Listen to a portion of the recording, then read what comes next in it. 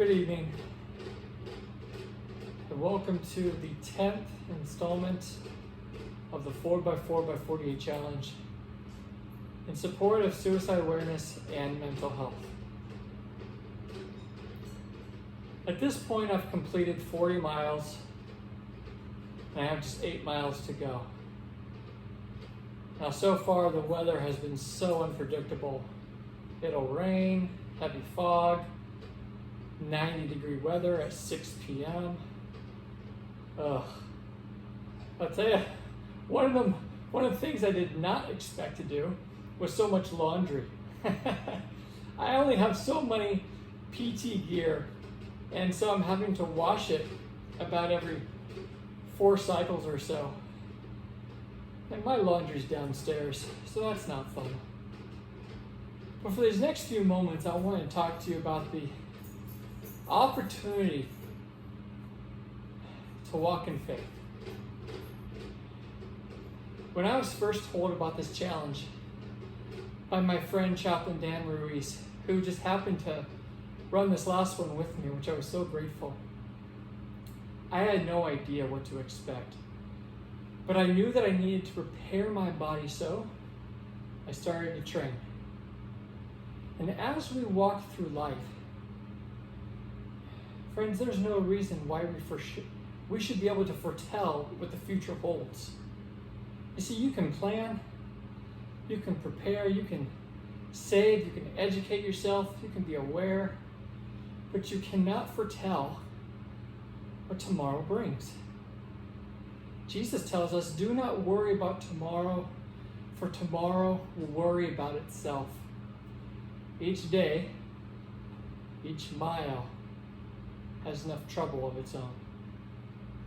As we walk through life, our responsibility is right in front of us. And the things that are out of our control have no bearing on how we should live our lives. Each of us have the opportunity, friends, to walk in faith and trust that He will guide our path. Or we take that challenge on ourselves. We hold that weight ourselves upon our own shoulders. And we neglect to allow God to take it from us. Friends, I've tried to carry the weight of other people's problems. I've tried carrying the weight of my own insecurities and problems. And as a guy that's crazy enough to do a challenge like this, please listen. Let me tell you something. Carrying that weight is not worth it when you have a Heavenly Father that loves you and is willing to take it for you.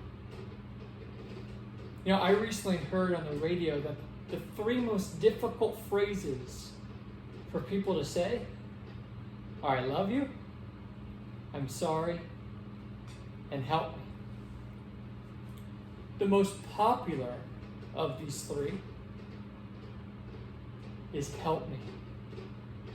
We as a society have come to the conclusion that if we ask for help, that we're somehow inferior, lacking, or less than others, and in turn ashamed for asking for help.